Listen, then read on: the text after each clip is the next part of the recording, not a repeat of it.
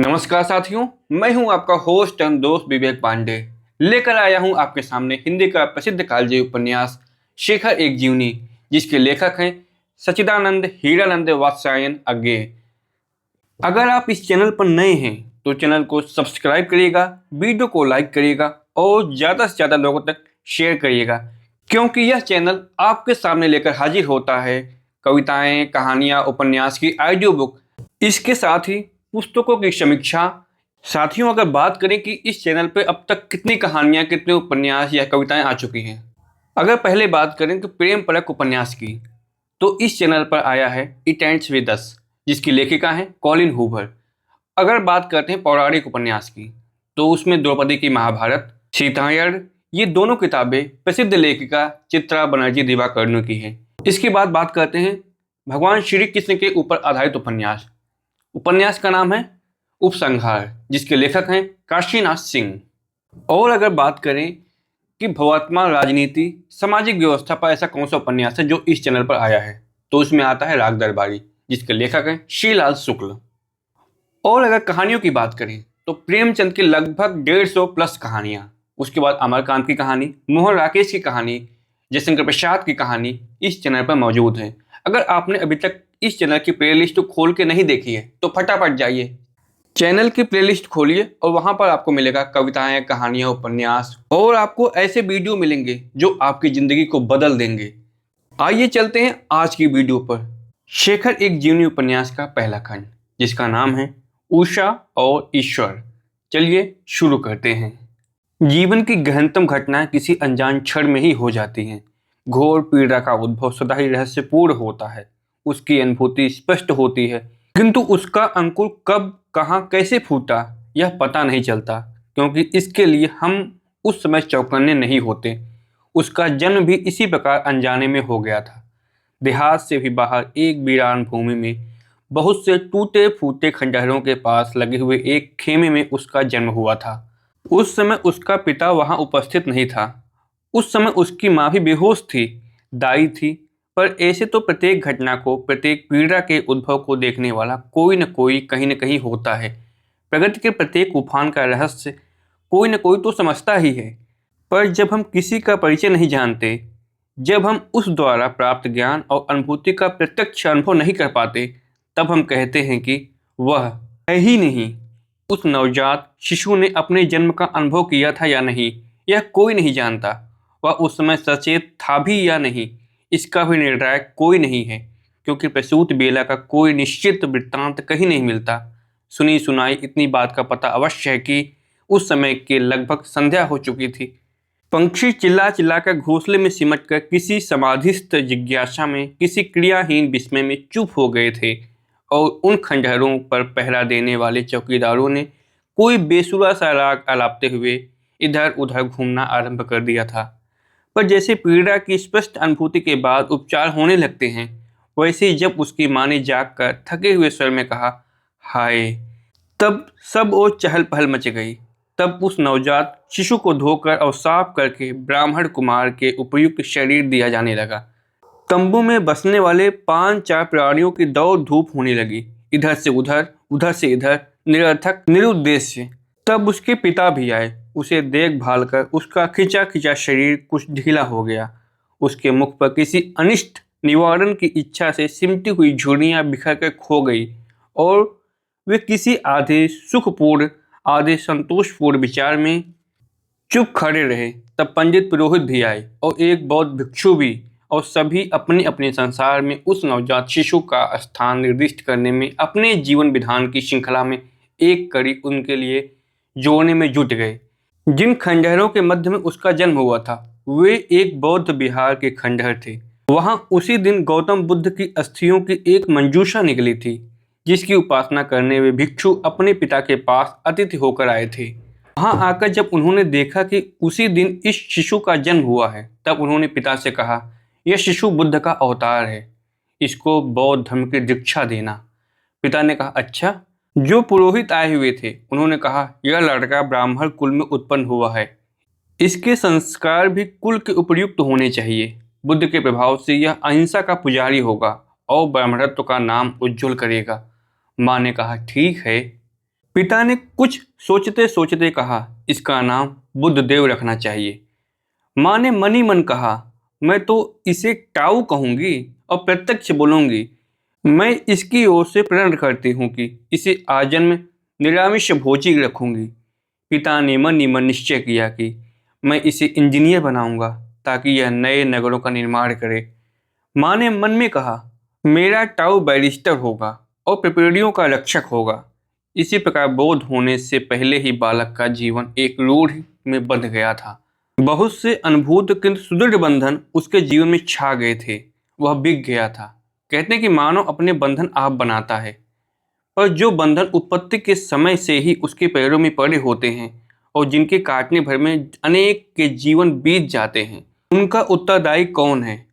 पंडितों से पूछो, भिक्षुओं से पूछो, क्योंकि उन्होंने भी क्या क्या बंधन मन ही मन में निर्दिष्ट किए थे, कोई नहीं जान पाया। एक स्वर पूछता है, यह सब तुमने कैसे जाना?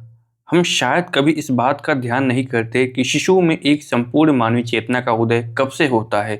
तब इस बात का ध्यान कौन करता होगा कि शिशु में मानवीय चेतना से नीचे किसी दर्जे की अनुभूति, जो केवल अंकित करती है, अनुलेख को समझती नहीं, उसके संबंध में कोई इच्छा नहीं करती, कब उत्पन्न होती है। शिशु शायद जिस प्रकार एक आकारहीन मांसपिंड भर होता है, तभी से वह एक अमिट छाप ग्रहण करने लगता है, जो उसको उत्पन्न करने वाली तात्कालिक शक्तियां ही नहीं होती, वरन उससे पहले हुई असंख्य घटनाओं और बाद में होने वाले असंख्य परिवर्तन की भी होती हैं। यह छाप पड़ जाती है और पड़ी रहती है, व्यक्त नहीं होती, हमारी चेतना में नहीं आती, तब तक जब तक कि किसी आकस्मिक प्रेरणा की चोट से, किसी न समझ आने वाले आघात से वह स्पष्ट होकर लहर की तरह हमारे जीवन में नहीं फैल जाती। ये सब जन्म के समय की बातें स्वयं उसके अपने मस्तिष्क के अनुलेख को शायद नहीं है, तो वह यह नहीं कह सकता कि ये उसने कहाँ से पाए, कैसे पाए, पाए भी या नहीं, क्योंकि ये शायद असंख्य विभिन्न मौकों पर विभिन्न असंबद्ध वाक्यों को सुनकर, टूटी टूटी मुद्राओं को देखकर, टूटे टूटे अव्यक्त विचारों को किसी प्रगूढ़ अंतःशक्ति से भांपकर एक चित्र किए हुए मनश्चित्रों का पुंज है। किंतु कुछ बातें ऐसी भी हैं जो ऐसे प्राप्त की हुई नहीं हो सकती, जो कभी कोई कहता नहीं, कोई सोचता नहीं। ये बातें उसके मन में कैसे आती हैं, ये चित्र उसके स्मृति पटल पर कैसे दिखते हैं, कभी कभी वह स्वयं सोचता है, तब उसे उसका कोई समुचित उत्तर नहीं मिलता। ये सब चित्र सुनी हुई बातों का फल हैं, या उसकी अपनी स्मृति के, या उसने सोचते सोचते ही आत्मसम्मोहन की शक्ति से अपने को विश्वास दिला दिया है कि उसने ये दृश्य देखे, ये अनुभव प्राप्त किए। यह प्रश्न अभी भी प्रश्न ही है और प्रश्न ही रहेगा, पर वे चित्र, वे दृश्य उसके लिए वास्तविक है। वह उनका अब भी अनुभव कर रहा है। स्निग्ध गर्मी से भरे हुए छोटे छोटे हाथ, एक समुद्र में तैरती सी अनुराग भरी आंखें, काले काले तारे, स्तन, नाक की नोक पर एक कोमल हल्की गर्म रगड़, एक लंबी सी सांस की गति जिस पर वह धीरे धीरे उड़ता है और गिरता है, जैसे समुद्र की विचलन पर तैरती हुई कोई वस्तु उठे और गिरे।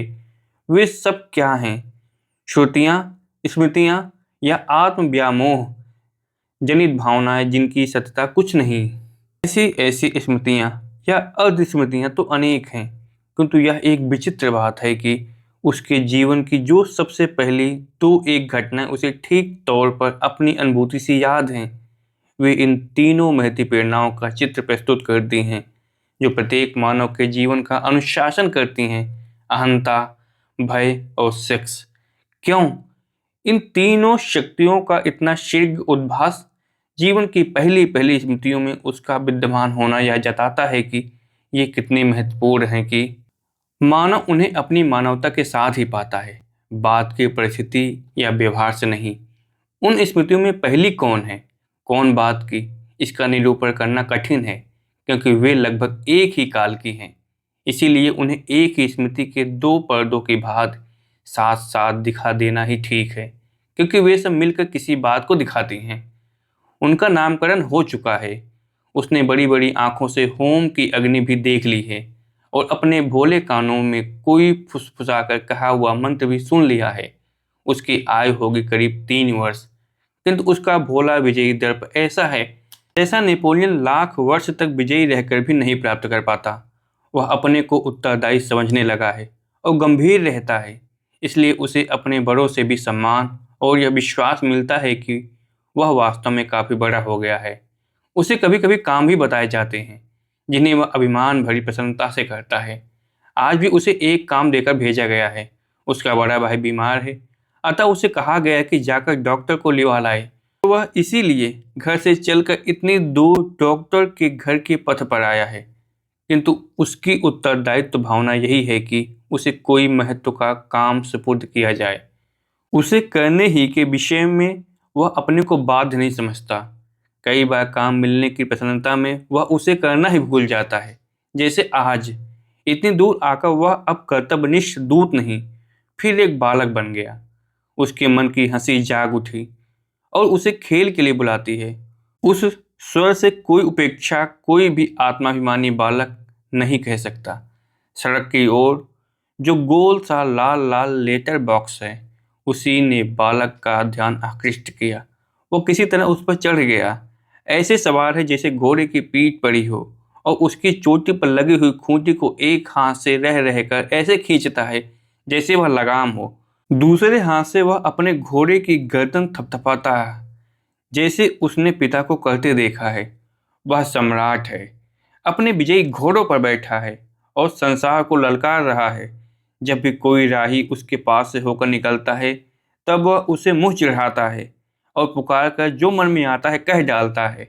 वह अपने मन का सम्राट है और राहियों के मन में एक उद्दत शिशु, इसीलिए कोई उसका उत्तर नहीं देता, रुष्ट नहीं होता, उसकी ओर देख कर चला जाता है।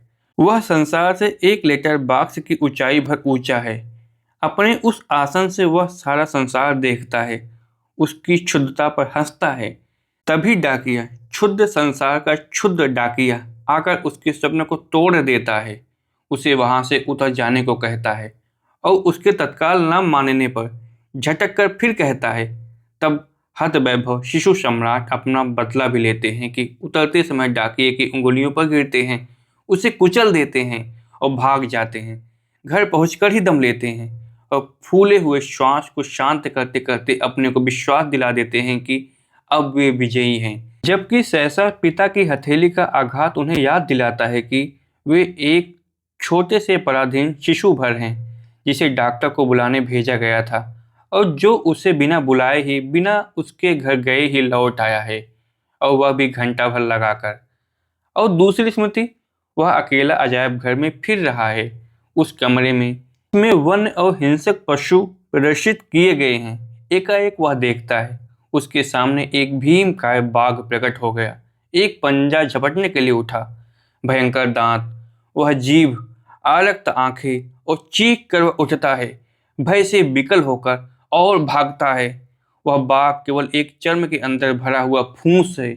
यह बात बालक नहीं जानता। वह भागता है, उसे जान पड़ता है कि वह बाघ उसके पीछे चला आ रहा है, क्षण भर में उसे पा लेगा। वह घूर कर देखता भी नहीं, क्योंकि वह उन दांतों को, उन जीभ को, उन आंखों को फिर नहीं देखना चाहता। और वह अकेला है, कोई उसका डर दूर करने वाला नहीं। वह किसी तरह बाहर तक आ पाता है, सड़क पर भागता है। तभी एक चपरासी उसे पहचान कर पकड़ लेता है, गोद में उठा लेता है और वह अपने को भागने में असफल पाकर बड़े जोर से चीख उठता है कि वह अब बाघ झपटा, जो नहीं झपटता, काफी देर तक नहीं। वह शिशु डरते डरते घूम कर देखता है, उसे वहां न पाकर आश्वासन की सांस लेता है। वह डर उस समय दब गया, किंतु उसने शिशु के मन में घर कर लिया। उस दिन के बाद उसे भयंकर स्वप्न आने लगे।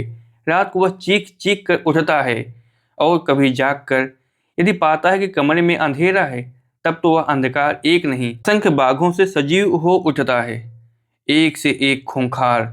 उस दिन से उसके कमरे में रात भर प्रकाश रहने लगा, किंतु किसी ने जाना नहीं कि उसे क्या हो गया है, क्यों उसे ऐसे भयंकर स्वप्न आने लगे हैं, क्यों वह दुबला और चिड़चिड़ा हो जाता है। वह डर अपने आप ही मिटा। एक बार वैसा ही बाघ उसके घर लाकर रखा गया और बड़ी मुश्किल से अपने भाइयों की देखा देखी वह उसके पास भी गया। उसकी पीठ पर भी बैठा और उसे निर्जीव पाकर साहस करके उसके मुंह में हाथ भी डालकर देखा। तब डर एकाएक उड़ गया। तब शिशु ने चाकू लेकर उस खाल को फाड़ डाला। उसके भीतर के घास फूस को बिखेर कर हंसने लगा। इसका एक और गहरा असर भी हुआ। शिशु ने जाना डर डरने से होता है। संसार की सब भयानक वस्तुएं हैं केवल एक घास फूस से भरा निर्जीव चाम जिसमें डरना मूर्खता है। और यही वह आज तक समझता है। यही उसका विश्वास भी है कि जब कभी कोई भयानक वस्तु देखो तब डरो मत, उसका वाह चाम काट डालो, उसके भीतर भरी हुई घास फूस निकाल कर बिखरा दो और हंसो। इसने उसे उद्धत बनाया है। लोग कहते हैं कि विध्वंसक और हिंसक भी बना दिया है। और वह जानता है उस चाम को फाड़ देने पर उसे दंड मिला था और उसके बाद कई बार ऐसे मिथ्या डर का नाश करने पर उसे दंड मिला, क्योंकि डर के बिना समाज का अस्तित्व नहीं ठहर सकता। और आज भी वह एक बड़े भीमकाय डर का भीतरी खोखलापन दिखाने के अपराध में पकड़ गया है और दंड की प्रतीक्षा में है। और चूंकि उसने संसार के सबसे बड़े डर शासन के डर पर आघात किया है, इसलिए उसका अपराध कठोर दंड मांगता है। किंतु वह हंसता है क्योंकि उसने विजय पाई है। और तीसरी स्मृति, वह भद्दी विभत्स है। उसका ठीक ठीक रूप, उसके मूल कारण मुझे याद नहीं। याद केवल उस समय की मन स्थिति, वह भावना जिसे लिए मैं खड़ा हूँ। मैं, वह शिशु, कोई दृश्य देख रहा है, याद नहीं कि क्या, किंतु इतना याद है कि उसने कुछ अनुचित, कुछ वर्जित, कुछ घृणास्पद, कुछ जुगुप्साजनक और इसी की अनुकूल भावना देखकर उसके मन में उठ रही है। वह अवर्ण है। उसे वे ही समझ सकते हैं जो कभी वासना से उत्पन्न हुए पाप कर्म के किनारे तक पहुंचकर लौट आए हैं। किसी बाह्य रुकावट या नियम या असामर्थ्य या डर से नहीं, एक आंतरिक स्वतः उत्पन्न ग्लानि के कारण। और जीवन भी उन्हीं का है। नियमों के अनुसार चलना आसान है। संसार ऐसे व्यक्तियों का आदर भी करता है जो नियमानुसार चलते हैं। किंतु जीवन बाध्य नहीं है कि वह आसान हो या आदर की पात्रता दे। जीवन इससे परे है, नियमों में नहीं बंधता और यशोलिप्सा से ऊंचा है, जो नियमों से नहीं चलते किंतु नियमों की मूल प्रेरणा को समझकर अपना नियम स्वयं बनाते हैं। जीवन तो उन्हीं का है। प्रेम ने मनुष्य को मनुष्य बनाया, भय ने उसे समाज का रूप दिया, अहंकार ने उसे राष्ट्र में संगठित कर दिया। शिक्षा देना संसार अपना सबसे बड़ा कर्तव्य समझता है, किंतु शिक्षा अपने मन की, शिष्य के मन की नहीं। क्योंकि संसार का आदर्श व्यक्ति व्यक्ति नहीं है, एक टाइप है। और संसार चाहता है कि सर्वप्रथम अवसर पर ही प्रत्येक व्यक्ति को ठोक पीट कर, उसका व्यक्तित्व कुचल कर उसे उस टाइप में सम्मिलित कर लिया जाए, उसे मूल रचना न रहने देकर प्रतिलिपि मात्र बना दिया जाए। और यह शिक्षा दी कैसे जाती है? जो निर्धन होते हैं वे बचपन से ही ठुकते पिटते हैं, केवल घर में नहीं, केवल बाहर नहीं, सर्वत्र, सबसे। सारा संसार ही उसके लिए एक शिक्षालय हो जाता है, जहाँ नीरस हृदयहीनता से उन्हें शिक्षा दी जाती है। और जो कुछ अधिक संपन्न होते हैं उन्हें एकाएक इस भांति शिक्षित नहीं किया जाता। उनकी शिक्षा का आरंभ घर में या स्कूल में होता है और संसार वाली शिक्षा का समय जहाँ तक हो सकता है स्थगित किया जाता है। लोहे के कड़े बनते हैं तो लोहा भट्टी में पिघलाकर एकदम सांचे में ढाल दिया जाता है, किंतु सोने के कड़े बनाने के पहले उसे नर्म किया जाता है, फिर उसका तार बनाया जाता है, फिर उसे गोल करके टाँका जाता है, फिर उस पर काम किया जाता है, फिर अंत में पॉलिश किया जाता है, तब कहीं वह तैयार होता है। ऐसे ही है निर्धन और धनिक बालकों की शिक्षा। मैं सौभाग्य कहूँ या दुर्भाग्य, वह एक संपन्न घर में उत्पन्न हुआ था। उसकी शिक्षा भी उसके अनुरूप एक कॉन्वेंट स्कूल में आरंभ हुई। एक यूरोपियन कॉन्वेंट स्कूल की लताओं से आच्छादित दीवारों द्वारा घिरे हुए छोटे से उद्यान में लड़के और लड़कियों का एक समूह। उस समूह के एक और कॉन्वेंट की सिस्टर उस समूह की अध्यापिका खड़ी हैं। उसका मुख वात्सल्यपूर्ण है, बाल पकने लगे हैं और उसकी आंखों में एक विनोद का सा भाव है। वह थोड़ा सा तुतलाती है और यह विशेष रूप से तब प्रकट होता है जब वह हिंदी बोलने का प्रयत्न करती है। वह समूह उद्यान के मध्य में स्थित है और उसके बालक बालिकाओं गंभीर भाव से मनोरंजन कर रहे हैं। एक लड़का मध्य में खड़ा है, उसके हाथ में लकड़ी का एक हथौड़ा है और सामने लड़के की ही एक अहिरन। अन्य बालक बालिकाएं उसको घेरे हुए हैं। वह बालक लोहार का अभिनय कर रहा है। ज्यों-ज्यों वह अहिरन पर हथौड़ा मारता है, त्यों तो अन्य बालक बालिकाएं समवेत स्वर में पुकारते जाते हैं, दे मार, हथौड़ा लोहा तैयार है, और वृत्ताकार घूमते जाते हैं। सिस्टर बहुत प्रसन्न हो रही हैं, क्योंकि बच्चे उस खेल में तल्लीन जान पड़ते हैं। उनके चेहरे गंभीर हैं अवश्य, किंतु वह शायद उनकी उपस्थिति के कारण ही है। वह हट जाएगी तो बच्चे अधिक स्वच्छंद होंगे और अधिक आनंद पाएंगे। यह सोचकर वह चुपचाप उद्यान से निकल जाती है। चुपचाप, किंतु इतनी चुपचाप नहीं कि बच्चे न जान पाएं। उसके बाहर निकलते ही सब बच्चों को यह पता लग गया कि वे स्वच्छंद हैं, और इस स्वच्छंदता का उपयोग भी तत्काल ही हो गया, क्योंकि 1 मिनट के भीतर ही 2 बालक लड़ पड़े, भिड़ गए और बाकी सबने पक्ष ले लिए। लगभग 10 मिनट तक घमासान रहा, फिर एकाएक ही शांति फैल गई, क्योंकि किवाड़ खुल गया था। सिस्टर ने प्रवेश किया था, और अब उसके चेहरे पर वह वात्सल्य भाव नहीं है, न आंखों में वह विनोद। उस कॉन्वेंट के छात्र पिटते नहीं थे। उस दिन लगभग 4 बजे शेखर घर की ओर चला जा रहा था, धीरे धीरे किसी विचार में लीन। उसकी जैकेट के बटन में एक टाइप किया हुआ कार्ड लगा हुआ था। वह पढ़ नहीं सकता था कि उस पर क्या लिखा है, किंतु अनुमान कर सकता था, क्योंकि सिस्टर ने उसे कहा था कि इसे अपने पिता को अवश्य दिखावे और उत्तर लेकर आवे, और फिर बोली थी, तुमने बहुत शरारत की है। वह इतना गंभीर इसीलिए था कि वह किसी निश्चय पर पहुंचना चाहता था। उसने सिस्टर के शब्दों में शरारत की थी अवश्य, किंतु यह कोई कारण नहीं था कि घर जाकर पीटे। उसकी न्याय बुद्धि कह रही थी कि मैंने दूसरों को मारा, स्वयं भी मार खा ली, अब घर पहुंचकर दोबारा दंड क्यों पाऊं। उसने निश्चय कर लिया, कार्ड उतारा, फाड़कर चिथड़े कर दिए, फेंक दिया। घर पहुंचकर पिता से बोला कि मैं अब लड़कों के स्कूल में जाना चाहता हूँ, काफ़ी बड़ा हो गया हूँ, उस कॉन्वेंट में लड़कियों के साथ नहीं पढ़ूंगा। पिताजी ने हंसकर कहा, अच्छा।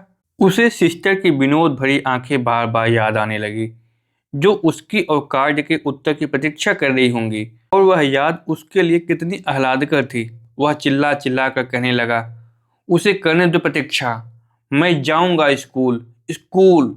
यद्यपि वह तब तक स्कूल भी नहीं गया। ऊपर कहा गया कि सोने को धीरे धीरे नरम किया जाता है, एकदम ढाला नहीं जाता। जब शेखर ने कॉन्वेंट छोड़ दिया, तब उसकी पढ़ाई का कोई और प्रबंध सोचा जाने लगा, और जब तक यह निश्चित नहीं हुआ कि उसे स्वच्छंदता मिली। बालक को जब पढ़ाया जाता है तब वह विद्रोह करता है, किंतु जब विद्रोही को छोड़ दिया जाता है तब उसकी स्वाभाविक जिज्ञासा उसे बाध्य करती है। उसके बड़े भाई जब अपने मास्टर से पढ़ने बैठते, तब वह स्वयं जाकर उनकी मेज के पास खड़ा हो जाता, क्योंकि कोई उसे वहां खड़ा करने पर बाध्य नहीं करता था। वह इतना छोटा सा कि मेज तक पहुंच न पाता। तब वह पंजों पर खड़ा होकर हाथों से मेज का किनारा पकड़ लेता और उस पर ठोड़ी टेक कर सुना करता। उसके भाई और उनका मास्टर हंस देते, किंतु उसे कुछ कहते नहीं, उसकी ओर ध्यान भी नहीं देते। ऐसे कई दिन तक रहा। एक दिन पिता पढ़ाई देखने आए। भाइयों को अष्टाध्यायी पढ़ते देखकर बोले, आज का पाठ सुनाओ तो, कुछ याद है। उन्होंने आरंभ तो अच्छी तरह किया, किंतु बीच में भूल गए, घबरा गए, चुप रह गए। पिता ने वात्सल्य भरी हंसी हंसकर कहा, पढ़ो पढ़ो, ध्यान से पढ़ा करो, और जाने को हुए। तभी उसने अपनी किंचित बैठी हुई आवाज में, जो व्यग्रता से कांप रही थी, कहा, मैं सुनाऊं। सब हंस पड़े, पर पिता एक अनुमति सूचक मुस्कुराहट से उसकी ओर देखने लगे। वह बहुत देर नहीं रही। थोड़ी ही देर में उन सबके चेहरे पर विस्मय छा गया, क्योंकि उस छोटे से बालक ने उस दिन का ही नहीं, उससे पहले और उससे पहले और उससे कई पहले दिनों के पाठ जबानी सुना दिए, बिना क्षण भर रुके हुए। उसके पिता ने प्रसन्न होकर, ऐसे जैसे पुरस्कृत कर रहे हों, कहा, कल से तुम भी पढ़ो, तुम्हारे लिए अलग मास्टर रख देते हैं। हाय रे पुरस्कार। हाँ, तो दूसरे दिन उसका नया मास्टर आया, किंतु आया ही रहा, बहुत दिन नहीं। आरंभ के 3-4 दिन बाद ही मास्टर साहब ने आकर देखा उनका शिष्य एक कुर्सी की पीठ पकड़े वज्रवत अपना सिर उस पर पटकता जा रहा है। बार बार मास्टर साहब ने पूछा, यह क्या कर रहे हो? अपने को पक्का कर रहा हूँ, कहकर वह फिर अपने काम में लग गया। मास्टर साहब ने यह नहीं जाना कि बालक ने कहीं किसी बात में सुना था, वह बड़ा पक्का निकला और इस कथन में प्रशंसा की ध्वनि पाकर उसने निश्चय किया था कि मैं भी पक्का होऊंगा। मास्टर साहब ने हंसकर कहा, देखूं तो कितने पक्के हो, मुझसे टक्कर लगाओगे? आवाहन, उसने कहा, आइए। एक ही टक्कर हुई। जब बालक ने दूसरे के लिए सिर पीछे झुकाया तो देखा मास्टर साहब की हंसी उड़ गई। वे हाथ से माथा थाम लेते हैं जैसे अपने को सहारा दे रहे हों और फिर उठकर बाहर चले जाते हैं और फिर नहीं आते, क्योंकि ऐसे कितने मास्टर हैं जो यह नहीं समझते कि पढ़ाई तभी संभव है जब तक शिष्य पर गुरु का रौब रहे। कुछ दिन बाद एक और नया मास्टर आया, लखनऊ का, और उसके अंग अंग पर लिखा था कि वह लखनऊ का है। वह पढ़ाने बैठा मुंह में पान लेकर, और जब बालक डिक्टेंशन लिखने लगा तब वह बार बार भूमि पर थूक कर उसका ध्यान भंग करने लगा। बालक ने उद्धत स्वर में कहा, मास्टर साहब, आप पढ़ाते हैं कि थूकते ही जाते हैं? मास्टर साहब ने पिता से रिपोर्ट की। पिता ने बालक को डपट कर कहा, क्या शैतानी करते हो? पढ़ना है कि नहीं? बालक उसी स्वर में बोला, पढ़ूं कैसे, कोई पढ़ाए भी? मास्टर साहब तो थूकते ही जाते हैं। पिता ने समझा तो बालक की बात में कुछ सार है, किंतु वे बालक से ऐसा उत्तर पाने के अभ्यस्त नहीं थे। क्रुद्ध होकर बोले, बको मत, जाकर पढ़ो। अब मैंने कोई शिकायत सुनी तो? बालक चला गया। उसने देखा न्याय कहीं नहीं है, किंतु वह अन्याय के आगे झुकने को भी तैयार नहीं हुआ। सिर झुका ही पढ़ने के कमरे में गया, किंतु वहां पहुंचते ही मास्टर को देखकर उद्धत और ललकार भरे स्वर में बोला, थुक्कू मास्टर। मास्टर साहब ने चौंक कर कहा, क्या? थुक्कू मास्टर, थुक्कू मास्टर, थुक्कू मास्टर। बालक बार बार ऐसे कहने लगा जैसे हथौड़े से किसी चीज पर चोट कर रहा हो। उस दिन इतनी ही पढ़ाई हुई, कम से कम मास्टर साहब के सामने। जब मास्टर साहब चले गए तब उसे कमरे में बंद कर दिया गया। रोटी नहीं दी गई। कहा गया, वचन दो ऐसा नहीं होगा, पर नहीं।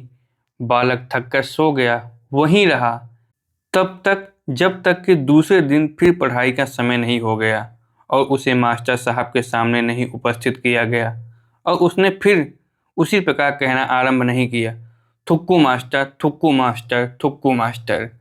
उसे ले गए और दूसरी प्रकार की शिक्षा दी जाने लगी, पर मास्टर साहब फिर नहीं आए। यूँ समाप्त हुआ उसकी शिक्षा का पहला परिच्छेद। उसके बाद उसकी बहन उसे पढ़ाने लगी, किंतु उसका ढंग कुछ और ही और बालक ने देखा। शिक्षा अब ग्राह्य हो सकती है और शिक्षक भी उपास्य हो सकता है, और वह अपनी बहन की पूजा करने लगा और सीखने लगा बिना किसी के जाने। किंतु वह तो बाद में हुआ, उसकी बात यथास्थान होगी। ऐसा ही था उसका मन। उसमें सहज बुद्धि की कमी नहीं थी, किंतु उस बुद्धि की प्रवाह गति का निर्देश करने वाली शक्ति संसार में नहीं थी। वह बुद्धि उसकी थी, उसके उपयोग के लिए थी। यह उसका मनचाहा उपयोग करता था, और वह जानता है जहाँ उसने अपनी सहज बुद्धि की प्रेरणा मानी वहाँ उसने उचित किया, और जहाँ उसकी बुद्धि को दूसरे ने प्रेरित किया वहीं वह लड़खड़ाया। यह बुद्धि बांधी जा सकती तो क्या नहीं संभव था, किंतु यदि बुद्धि बांधी जा सकती तो। यही थी उसकी शिक्षा, जिससे उसने सीखा क्या? शिक्षण का तिरस्कार, अवज्ञा। पर उन दिनों भी उसने बहुत कुछ सीखा, और सीखा इतने दृढ़ मनोनियोग से कि उस शिक्षा की छाप उसके मानस पट के रेशे रेशे पर पड़ी है और मिट नहीं सकती। उस शिक्षा के तंतु उसके जीवन के ही ताने बाने में मिल गए हैं और वैसे ही चमकते हैं जैसे शिलाखंड के किसी श्रेष्ठ धातु की रेखा। उस स्वतः प्राप्त होने वाली शिक्षा का रहस्य क्या था? शेखर अपने घर के बरामदे में खड़ा है। घर में सब लोग अपने अपने कार्य में व्यस्त थे। उसके भाई तक अपनी पढ़ाई में निरत थे। पिता तो दफ्तर का काम देख ही रहे थे, और माँ उसके छोटे भाई को गोद में सुलाए रोटी पका रही थी। वह अकेला था, अनुभव कर रहा था कि मैं अकेला हूँ, और यह अनुभव कर रहा था कि मैं अकेला इसलिए हूँ कि मैं उस प्रकार का नहीं हूँ जिसे लोग अच्छा कहते हैं। मैं पढ़ता नहीं हूँ, किसी का कहना नहीं मानता, ढीठ हूँ, लड़का हूँ, शैतान हूँ, नहीं तो आज इस समय पिता के पास हंस रहा होता या माता के पास कुछ मिठाई खा रहा होता या भाइयों के साथ ही कोई सचित्र पुस्तक पढ़ रहा होता, जिसके स्थान में सबका भुलाया हुआ यहाँ मैं अकेला खड़ा हूँ। जब वह वहां आकर खड़ा हुआ था, उसके कुछ ही देर बाद पिता के कोई मित्र उनसे मिलने आए थे और उन्होंने मुझसे पूछा था, पिताजी हैं? और उससे उत्तर न पाकर उसका ध्यान आकृष्ट करने में भी असफल होकर यह सोचते हुए भीतर चले गए थे कि क्या ऐसे भी बालक हो सकते हैं जिन्हें नए आदमी को देखकर कौतूहल ना हो। इस बात को घंटे भर से अधिक हो चुका था और बालक वहीं उसी मुद्रा में खड़ा था और अपने छोटे से अनुभव की बात को लेकर सोच रहा था। तभी वे मित्र बाहर आए और उसे वैसे खड़े देखकर भीतर लौट गए। उसके पिता को साथ लेकर आए और उसे मालूम नहीं हुआ कि वे कई मिनट तक उसे देखते रहे हैं। इस विस्मय से भरे हुए जो शरीर चांचल्य के लिए बना है, वह इतना स्थिर कैसे खड़ा है, और जो बालक सामान्य बालकों से भी अधिक दुर्निवार है, वह इतना प्रशांत कैसे है। एकाएक वह पिता का प्रश्न सुनकर चौंका। शेखर, क्या सोच रहे हो? और कुछ सकपकाकर बोला, कुछ नहीं। किंतु पिता को शायद उसकी निश्चलता देखकर कुछ परिताप हुआ था या दया आई थी। वे क्रुद्ध नहीं हुए, आग्रह से पूछने लगे, जिसे वह नहीं टाल सका। वह एक इतनी नई चीज थी। बोला, मैं सोच रहा था कि बुरे के बगैर अच्छा नहीं होता। वे एकाएक समझे नहीं। बोले, क्या मतलब? लोग बुरे तो देखते हैं, तभी उन्हें पता चलता है कि अच्छा क्या है। बुरा नहीं हो तो क्या पता लगे कि अच्छा क्या है। वे दोनों क्षण भर स्तब्ध रह गए, एक दूसरे की ओर देखने लगे। फिर पिता ने शायद यह सोचकर कि छोटे मस्तिष्क के लिए बड़ी समस्या का आकर्षण अच्छा नहीं हो सकता, उससे कहा, चलो अंदर चलकर खेलो कूदो, बड़े होकर ये बातें सोचना। यद्यपि यह डांट कर नहीं, किंचित सराहना के स्वर में। पर बालक सोचने लगा, अगर बड़ा होने पर ही सोचना है तो मैं आज ही सोचकर बड़ा क्यों ना हो जाऊं। इसके बाद उसके पिता उसके विषय में चौकन्ने रहने लगे। जब भी उसे अकेला या विचारशील पाते, उसे खेल में लगाने या किसी और बात की ओर आकृष्ट करने लगते। उसने अब देखा, उसे एकांत बहुत कम मिलता है। यद्यपि वह यह भी समझता रहा है कि वह है अब भी अकेला ही, कि इस अनभ्यस्त सजगता ने उस अकेलेपन को और भी विशिष्ट कर दिया है। इसके 2-4 दिन बाद ऐसी घटना फिर घटी। वह फिर वैसे ही वहीं खड़ा था, सामने के कमानों की ओर देखकर एक और समस्या पर विचार कर रहा था, जो उसी दिन प्रातःकाल उठी थी जब उसे प्रार्थना करना सिखाया गया था। वह उन मकानों को देखकर सोच रहा था, ये सब ईश्वर ने क्यों बनाए होंगे, कैसे बनाए होंगे। तभी उसके पिता ने आकर पूछा, फिर क्या सोच रहे हो? उसके पीछे माता भी थी। वे भी उत्तर की प्रतीक्षा करने लगी। उसने गंभीर स्वर में कहा, ये सब मकान किसने बनाए? माता हंसी, बोली, लोगों ने और किसने? उन्होंने शायद सोचा यह बालक खपती है, पर इसको बहलाए रखना ठीक है। तब ईश्वर ने तो नहीं बनाए, बालक ने कहा तो प्रश्न के तौर पर, किंतु इसमें एक अविकल्पता थी, मानो वह किसी पहले पूछे जा चुके प्रश्न का उत्तर है। माता पिता ने संभ्रांत दृष्टि से एक दूसरे की ओर देखा। बालक ने वह दृष्टि भी देखी। तब पिता बोले, आओ मैं समझाऊं, ईश्वर ने ही बनाए हैं। बालक उनका अनुकरण करता हुआ भी यह सोचता रहा कि अगर इस प्रश्न का हल इतना सुगम और निश्चित है, तब उस संभ्रांत दृष्टि का कारण क्या है। वह क्यों? उसका मनोरंजन करने के लिए, उसे व्यस्त रखने के लिए पंछी खरीदे गए, एक जोड़ा मरालों का, एक चकोरों का, एक तोता, और इन पंछियों का चार्ज उसमें बांट दिया गया। मराल बड़े भाई को, चकोर दूसरे को, और तोता उसके हिस्से में आया। वह बड़े मनोयोग से तोते को सिखाने लगा। उसे आदेश मिलता था, तोते को सीताराम कहना सिखाए, और उसके माता पिता कभी तोते के पास आते, कहते, पढ़ सीताराम, और वह भी उसके सामने यही कहता। किंतु जब भी एकांत पाता, तोते के सामने खड़ा होकर हंसता, बार बार रुक रुक कर एक कृत्रिम हंसी, इस इच्छा से कि तोता भी हंसना सीख जाए। पर तोते ने न सीताराम पढ़ना ही सीखा, न हंसी ही। एक दिन उसके पिता ने तोते को पिंजरे से बाहर निकाला और उसे हाथ में लेकर मिर्च खिलाने लगे। बालक ने पूछा, क्यों? तो बताया कि जब तोते को मिर्च लगती है तब बोलता है। बालक ने कहा, लाइए मैं खिलाऊं। पिता ने तोता उसे दे दिया। तोते ने उसके हाथ से भी मिर्च नहीं खाई। इधर उधर घूमकर उसके हाथ से अपने पंख निकाल लेने की चेष्टा करने लगा। बालक धैर्य खोकर मिर्च उसकी चोंच में जबरदस्ती ठूसने का यत्न करने लगा। तोते ने उसकी अंगुली में काट लिया और उंगली छोड़ी नहीं।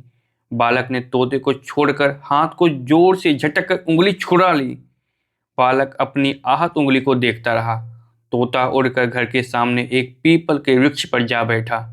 जब बालक को तोते का ध्यान आया तब उसकी आंखें उसे खोजने लगी और थोड़ी ही देर में उन्होंने उसे पा लिया और मुग्ध होकर उसकी ओर देखने लगी। बालक का तोते के प्रति क्रोध हट चुका था। उसकी ओर हाथ बढ़ाकर उसे बुलाने लगा, मियाँ मिट्ठू। तोते ने ध्यान नहीं दिया। बालक ने देखा तोता धीरे धीरे डरते डरते पीपल की एक डाल से उड़कर दूसरी पर बैठता, दूसरी से तीसरी पर। ऐसा जान पड़ता था मानो पंख डर डर कर इसलिए फड़फड़ाता है कि कहीं बिजली की परिधि से टकराए ना, आहत ना हो। और जब उसने देखा वे हिलडुल कर भी बिजली से नहीं टकराते, तब वह पेड़ पर से उड़कर बिजली के खंभे पर बैठ गया, जो घर से अधिक दूर था। फिर यहाँ से दूसरे खंभे पर।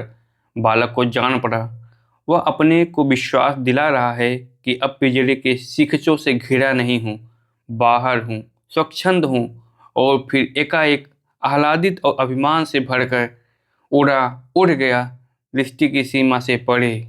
बालक ने एक लंबी सांस लेकर गंभीर स्वर में पिता से कहा, तोता उड़ गया। पिता ने उस स्वर की गंभीरता को लक्ष्य करते हुए कहा, तो क्या हुआ? तुम्हें और ला देंगे। पर वह बोला, नहीं, और तोता नहीं पालूंगा।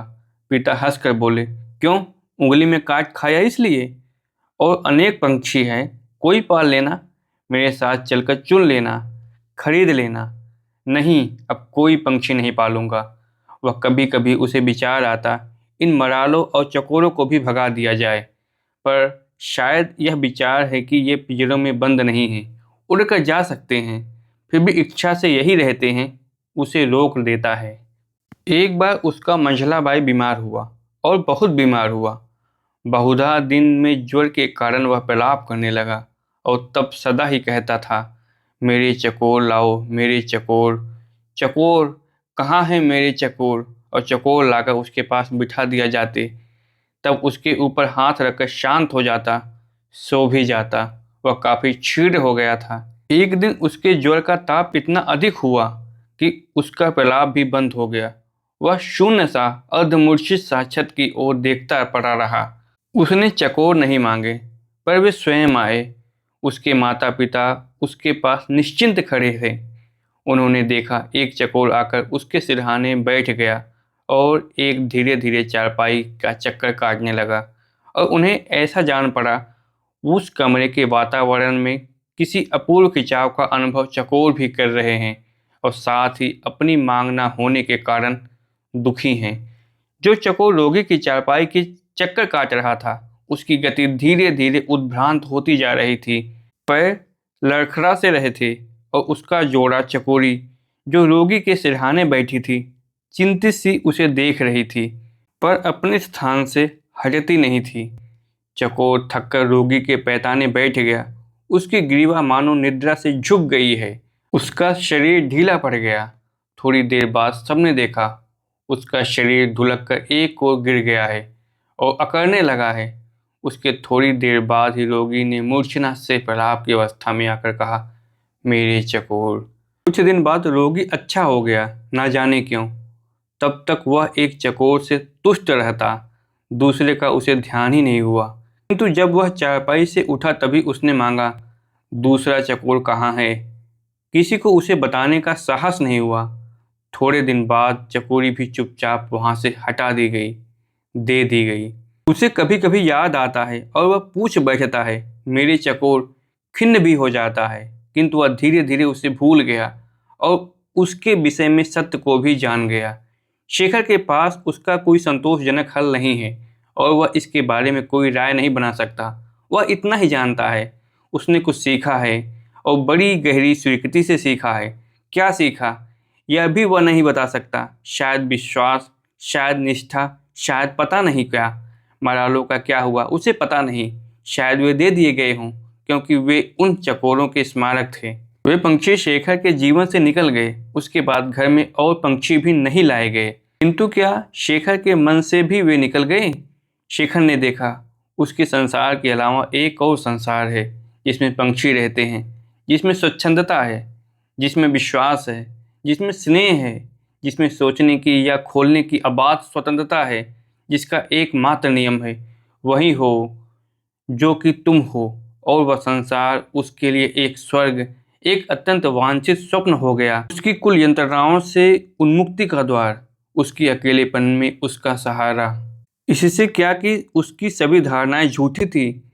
इससे क्या कि उस दूसरे संसार में भी वे सब कठोरताएं, वे सब उत्पीड़न, वे सब असत्य विद्यमान थे, जिसके कारण उसका मन पहले संसार से परे भागता था।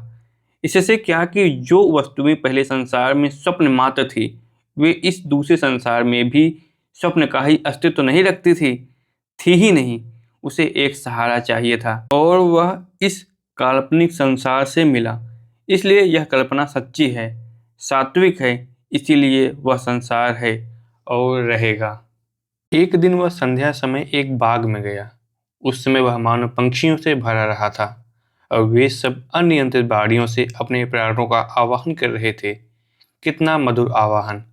बालक ने पूछा, क्या यही जंगल है? क्योंकि उसने सुना था पंछियों का घर जंगल है। उत्तर मिला, नहीं, यह बाग है। जंगल क्या होते हैं? वे भी ऐसे ही होते हैं, बहुत बड़े बड़े बाग से, पर जैसे इसमें पेड़ और फूल सजाकर लगाए गए हैं, ऐसे नहीं होते। अपने आप उल्टे सीधे लगते हैं। बालक ने सोचा, कितना उन्मुक्त होगा वह स्थान, जहाँ सब कुछ तो स्वतंत्र होगा ही। ये पौधे भी स्वच्छंदता के उग फूल फल सकेंगे, और तब उनकी कल्पना के स्वर्ग को एक मूर्त आकार भी मिलेगा, और एक नया नाम भी मिला, जंगल। और आज तक वन उसके लिए वह है जो नगर कभी नहीं हुए हैं, न होंगे।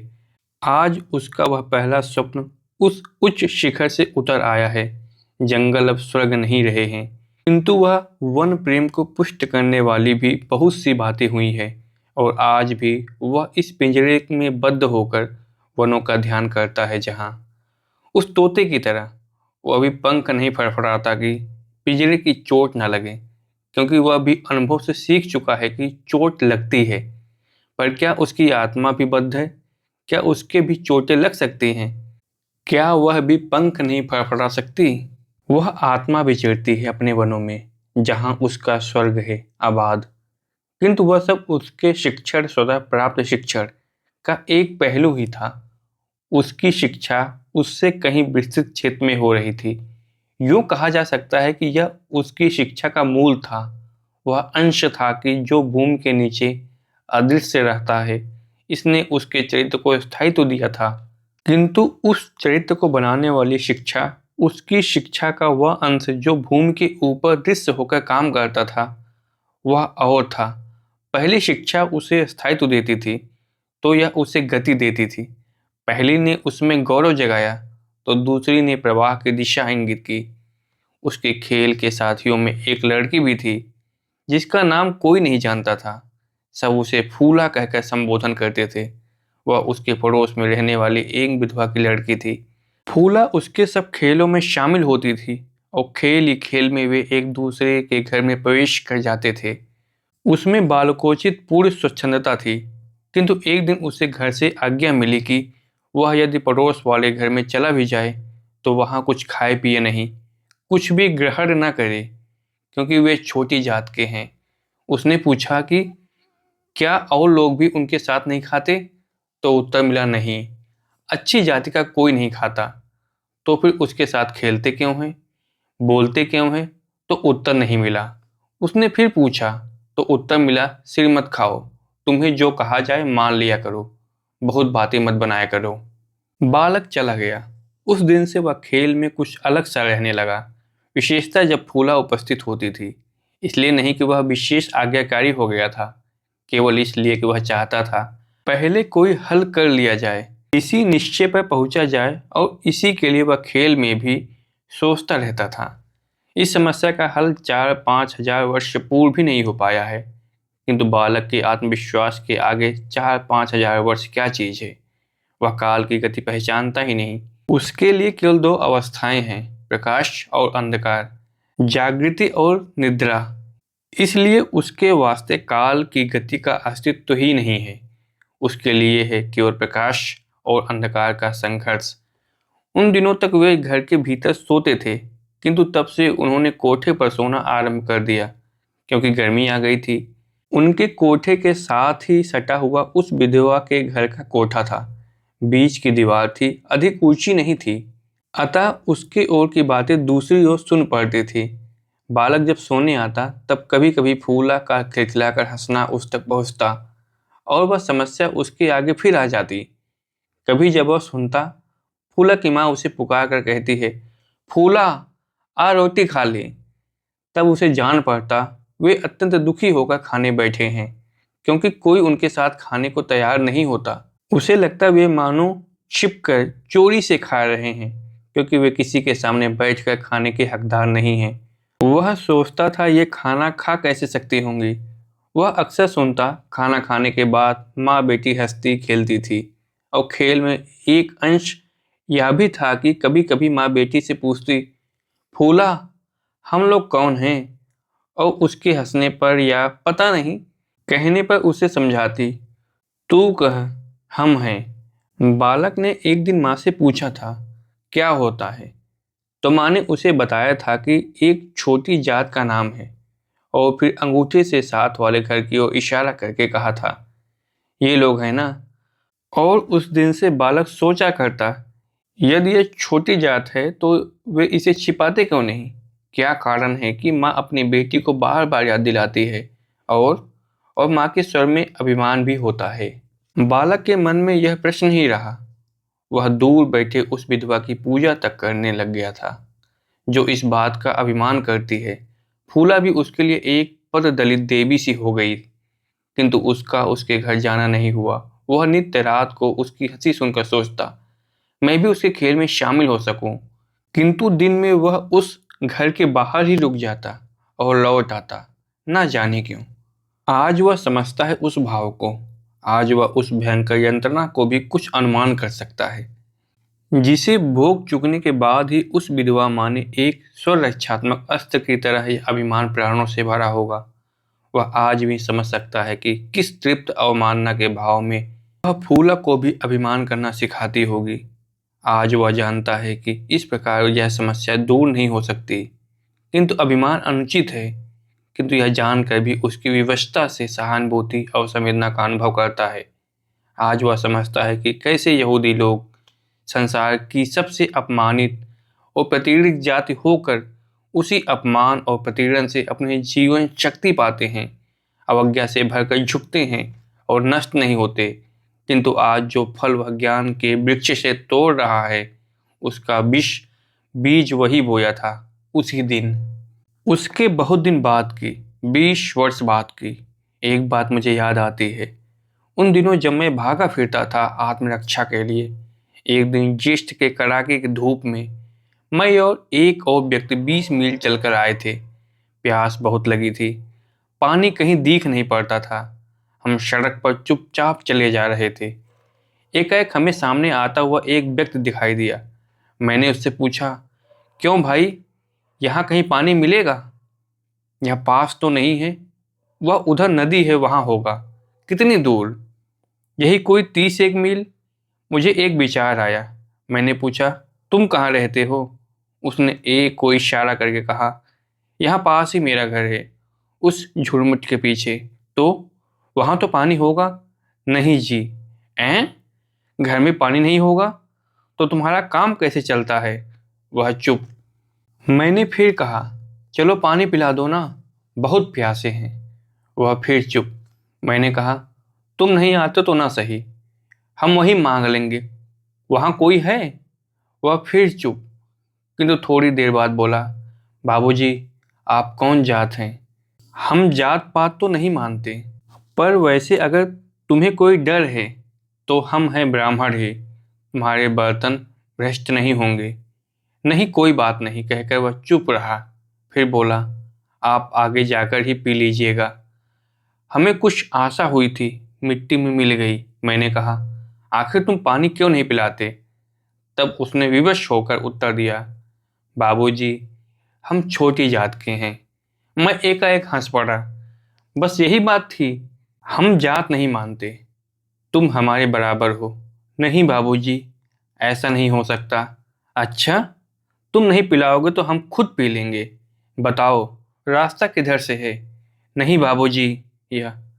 मेरे साथी को कुछ क्रोध आ गया, शायद प्यास बहुत अधिक थी। वह बोला, कैसा आदमी है, दिन भर तो मैला ढोता होगा, अब इतनी अकड़ की पानी नहीं पिलाएगा। मैं उसे रोकने ही को था कि वह व्यक्ति एकाएक तनकर बोला, बाबूजी, आप हमें जो चाहे समझें, हमारे काम को बुरा मत कहें, हम ईमान का पैसा खाते हैं।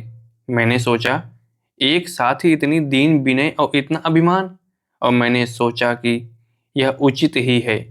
हमें पानी नहीं ही मिला, हम आगे चल पड़े। पर यदि सर्वत्र ऐसा ही होता तो भी कुछ बात थी।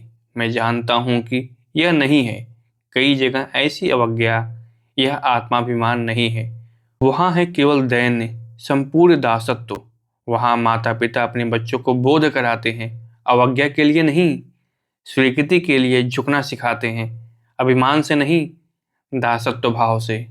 आत्माएं इस संबंध में इस तरह जकड़ी हुई हैं कि वे स्वयं नहीं जानते कि वे किस श्रृंखला में बंधे हैं, और स्वयं उनकी कड़ियां पक्की करने में सहायक होते हैं। वह अभिमान भरी अवज्ञा इस समस्या का सर्वोत्तम हल तो नहीं है, किंतु एक हल अवश्य है, निश्चित और स्वाभाविक भी। एक और पाठ। उसके घर में कोई रसोइयां नहीं है, यद्यपि एक की खोज बहुत दिन से हो रही थी। एक दिन एक आदमी आया और पूछने लगा कि रसोइयां तो दरकार नहीं है। पूछताछ के बाद उसे नौकर रख लिया गया। शेखर और उसके भाई रसोई घर में नया विधान देखने गए। देखा कि चूल्हा चौका सब धोया गया है, और महाराज ने चूल्हे के पास बैठकर अपने हाथ भर दूर चूने से एक लकीर खींच दी है। इस लकीर के भीतर जो बर्तन भी जाता है, पुनः धुलकर, और महाराज जब उसके बाहर आते हैं तब भीतर जाते पुनः पैर धुले जाते हैं, और एक पैर से उछलकर भीतर जाते हैं, ताकि बाहर की छूत भीतर न लग जाए।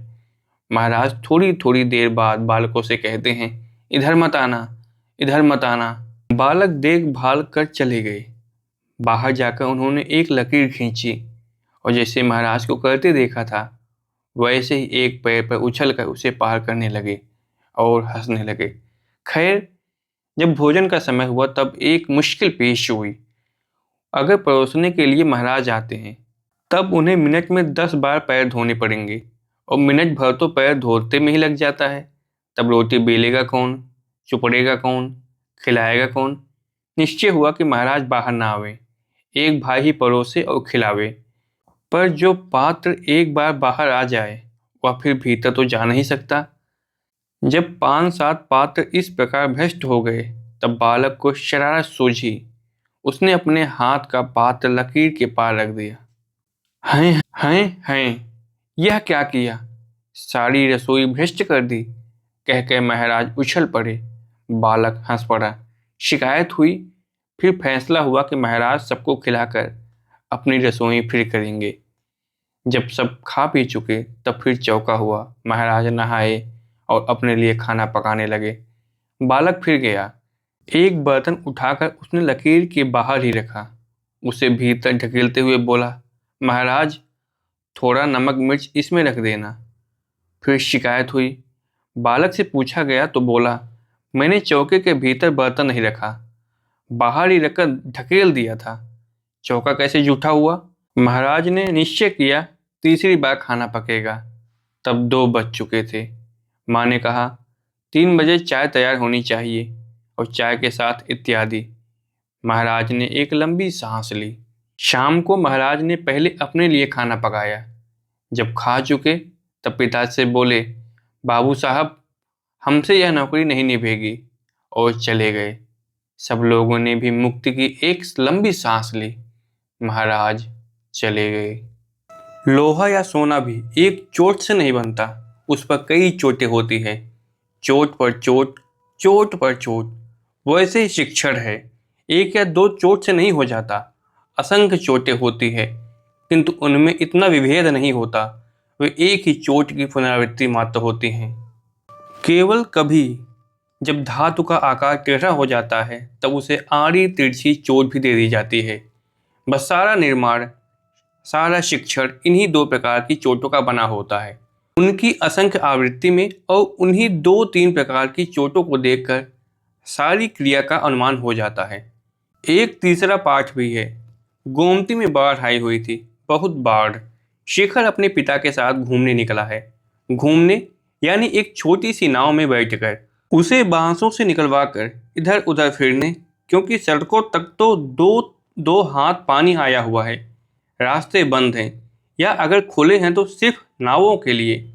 नाव बड़ी बड़ी सड़कों पर आई हुई हैं। वहां पर तो ऐसी रौनक लग रही है मानो वेनिस का एक छोटा सा संस्करण भारत में आ गया हो, क्योंकि नाव में व्यापारी लोग अनेक प्रकार के खाद्य, अनाज, शाक, तरकारी, फल इत्यादि लेकर बेचने फिर रहे हैं। कोई कोई पुस्तक और अखबार की फेरी दे रहा है। बाढ़ के फोटो और हाँ, खिलौनों तक बिक रहे हैं। नावें घरों के दरवाजों पर ऐसे जा लगती हैं मानो घाट पर लगी हों, और व्यापारी लोग अपने माल का नाम दाम पुकारते हैं। पर वह था बड़ी बड़ी सड़कों पर, जिन्हें वे पार कर आए हैं। अब वे जा रहे हैं शहरों के निर्धन अंश में देखने के लिए। यह अंश बाकी नगर से नीचा है, होना ही था, इसीलिए इसमें पानी अधिक भरा हुआ है और नाव मज़े से चलती हैं। मज़े में वह मज़ा। इधर की गलियां बिल्कुल सुनसान हैं और दुर्गंधमयी, और अधिकांश घरों में मातम सा छाया हुआ है।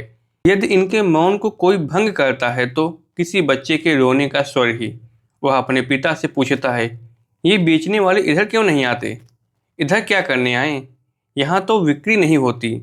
क्यों? ये लोग गरीब हैं, खरीद नहीं सकते।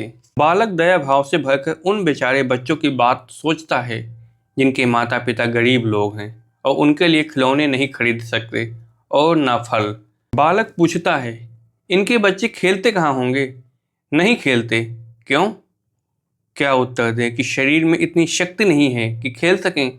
ये वे हैं जो खेलते नहीं हैं, जो स्वयं खिलौने होते हैं, जिनसे विधि खेलती है। इन्हीं स्मृतियाँ कहना स्मृति के अर्थ को कुछ खींचना ही है, क्योंकि ये सब मुझे ठीक रूप में याद नहीं है, बल्कि इनके तथ्य याद ही नहीं है। जब मैं भूत की ओर देखता हूँ तब वे चित्रों के रूप में मेरे सामने नहीं आते। मुझे याद आते हैं केवल वे भाव जो मैंने अनुभव किए हैं, वह विशेष मन स्थिति जिसे लेकर मैं कभी दृश्य में कभी भागी हुआ था। और जो चित्र मैं खींचता हूँ ये मन स्थितियों को लेकर उन पर निर्मित हुई छाया पट मात्र हैं। यदि ये स्मृतियाँ हैं तो मन की स्वतंत्र स्मृतियाँ हैं, वैसी स्मृतियाँ नहीं जिनकी मूल छाप बिठाने के लिए आंखें साधन हुई होती हैं। किंतु शिक्षा क्या है? चित्रों का अनुक्रम नहीं, वह भावों का अनुक्रम है। उन भावों का जो उत्तरोत्तर उन्नति पाते जाते हैं, अधिक विस्तीर्ण और गहन होते जाते हैं, और जिनके ऊपर ही चित्रों का आश्चर्य होता है। वे चित्र एक तरह के भाव की समाधियाँ मात्र हैं, और जीवन ऐसी समाधियों का विस्तीर्ण क्षेत्र होता है। स्थिरता और सामर्थ्य, उसकी शिक्षा में ये दोनों कहाँ से आई यह तो दिखता है, किंतु वह पता है कि उसमें एक और गुण भी है, एक गति, एक प्रेरणा, एक अशक्त आकर्षण। वह कहाँ से आया? वह समझता है कुछ है, विकास गति का एक बुलबुला है, क्षणभंगुर है, पर फिर भी कुछ स्वतंत्र, कुछ गतिमान, कुछ प्रेरक, कुछ उत्कर्षपूर्ण, कुछ अमर है। क्या? यह एक विचित्र बात है कि जो घटना या विचार जीवन का पथ निर्देश करते हैं, उसे किसी एक दिशा की ओर प्रेरित करके उसके भविष्यत मार्ग का अमिट निर्णय कर देते हैं। वे घटनाएं या विचार स्वयं अत्यंत उलझे हुए और अस्पष्ट होते हैं। उनकी मूल प्रेरणा का, उनका निर्देशन करने वाली शक्ति का कोई पता नहीं लगता। इसी तरह जब मैं विचार करता हूँ कि मैंने यह निरंतर ऊर्ध्वमुखी प्रेरणा कहाँ से पाई, कि वह क्या है जो सदा मेरे जीवन गति को निर्दिष्ट करता रहा है, उसका उत्कर्ष करता रहा है, किसी ऐसे शिखर की ओर पाया नहीं जा सकता जो कल्पना में भी नहीं दिखता। उच्चतम बादलों के ऊपर कहीं छिपा रहता है, तब उत्तर स्पष्ट नहीं दिखता। दिखते हैं अनेक असंबद्ध चित्र। पिछली कुछ एक घटनाओं ने शेखर को बहुत विचलित कर दिया था। उसके जो कुछ एक स्थिर विश्वास थे, उसकी जो निष्ठाएं थी, वे सब टूट सी गई थी। उसे सब और सब कुछ मिथ्या सा लगने लगा था। वह अपने को किसी वस्तु में इस डर से आसक्त नहीं कर पाता कि वह भी झूठ न निकले, हाथ से फिसल न जाए, और इसी कारण वह कुछ अलग अलग रहने लगा था, अलग ही घूमने जाता था। इस समय के जितने भी चित्र याद आते हैं, उनकी मुख्य उल्लेखनीय बात है कि उनकी शांति। संभवतः इन दिनों वह शांति की इतनी उग्र खोज में था कि जहाँ वह प्राप्त हुई, चाहे क्षण भर के लिए ही हो, वही स्थल उसकी स्मृति में बैठ गया। इसलिए उस समय की स्मृतियां बहुत सुखद हैं। गोमती का तट, संध्या। शेखर अकेला धीरे धीरे टहल रहा है, पेड़ों की ओर देखता हुआ। कुछ पेड़ों पर पीली सी आकाश बेल की जाल की जाल, ढेर के ढेर पेड़ पड़े हुए हैं। उन्हीं को देखता हुआ और यह सोचता हुआ कि इन्हीं को क्यों यह अधिकार प्राप्त हुआ कि इनकी उत्पत्ति भूमि से न हो, पैर भूमि पर न टिकें, ये सदा ऊंची रहकर ही दूसरों के सहारे पृथ्वी से अपना जीवन रस खींचा करे। पर वह बहुत देर तक यह नहीं सोच सकता। उसका मन हटकर गोमती की लहरों पर कांपते हुए ताम्रवर्ण प्रकाश की ओर चला जाता है और वहीं रह जाता है। उसे लगता है कि उस प्रकाश में कुछ है जो उसे बुलाता है, खींचता है, सुख देता है, पर वह उसे नाम नहीं दे पाता। सौंदर्य शब्द उसके मन में अभी तक नहीं आया। लखनऊ की बारादारी में शेखर अकेला बैठा है। एक अत्यंत सुंदर घोड़ा तीव्र गति से दौड़ता हुआ उसके सामने से जाता है। उसकी गति में कहीं चेष्टा नहीं है, कहीं रुकावट नहीं है, मानो कहीं भी इच्छा की प्रेरणा ही नहीं है। वह स्वतः संपूर्ण, सुंदर, अच्छे संगीत की तरह ताल विशिष्ट एक गति है। शेखर एकाएक खड़ा हो जाता है। यह एक नई बात थी उसके जीवन में, और यह विद्युत की तरह उसके मन में तड़प गई। रिदम यानी लय। वह फिर बैठ गया, आकाश की तरह शांत, पहाड़ी झील की तरह स्वच्छ। शायद तभी से यह जीवन सर्वत्र उस वस्तु को खोजने लगा, और शायद उसने उसे पाया भी, क्योंकि बहुत वर्षों बाद उसके जीवन के घोरतम अंधकार में दिनों में, जब वे अपने सब ओर से विरोधी से त्रस्त हो उठा, तब एकाएक कोई आलोक किरण उस अंधकार को चीर जाती है, और वे सब वैपरीत उलझने इस हद तक हल हो जाती हैं कि एक ही महान एकत्व के विभिन्न अंग जान पड़ते हैं। एक दिन शेखर के पिता उसे अजायब घर ले गए और जिस कमरे में मूर्तियां रखी थी वहीं पहुंचाकर अपने काम में चले गए। शेखर कुछ सहमा हुआ इधर उधर देखने लगा।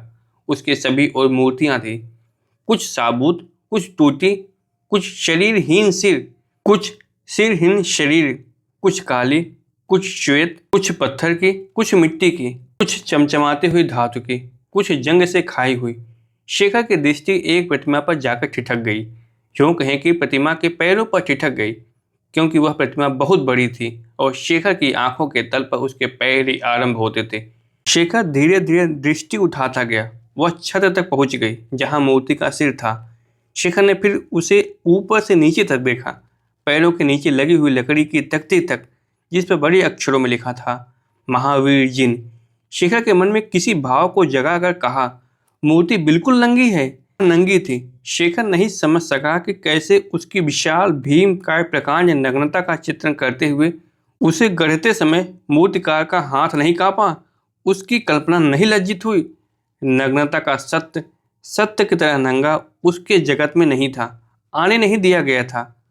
उसके लिए नग्नता झूठी थी, भद्दी थी और अवांछनीय और अदर्शनीय थी, किंतु यह इसलिए वह स्थिर और अकंप दृष्टि से उसे देखता रहा, बहुत दूर तक देखता रहा, मानो उसके मन में उस नग्नता को स्वीकार कर लिया। वह उसकी दृष्टि में अत्याज, अनस्वाभाविक सुंदर हो उठी। वह धीरे धीरे लौट पड़ा। शांति की मधुर शीतल सांस मानो उसके मन पर एक हल्का सा परिमल बिखेर गई। कुछ ही दिन बाद जब उसके पिता सारनाथ गए, बौद्ध विहार में ठहरे, तब वह अवसर पाकर चोरी से निकला और एक बड़े पोखर के किनारे से होता हुआ सारनाथ के अजायब घर की ओर बढ़ता चला गया। पोखर में कुछ लोग सिंघाड़े बटोर रहे थे। किनारे पर या कीच में कुछ अधनंगे लड़के शोर मचा रहे थे।